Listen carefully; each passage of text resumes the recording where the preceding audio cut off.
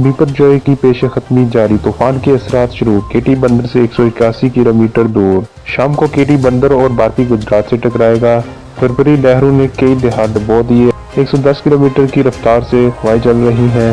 30 feet बुलंद लहरें, कच्चे मकानात गिर गए, खड़ी कश्तियां बह गई। वक्फे वक्फे से बारिश का सिलसिला 17 जून तक जारी रहेगा। बिपरजॉय से खतरा, साहिली इलाकों में अमदादी सरगर्मियां जारी। ठट्टा, केटी बंदर, शाह बंदर और बदीन के साहिल भी शामिल हैं। हजारों लोगों का इनखला, फौज पाक बहरिया रेंजर्स भरपूर हिस्सा ले रहे हैं। चेयरमैन एनडीएमए ने बताया कि 75 रिलीफ कैंप कायम किए गए हैं। बिपरजॉय के हवाले से भारत से कोई भी राब्ता नहीं हुआ।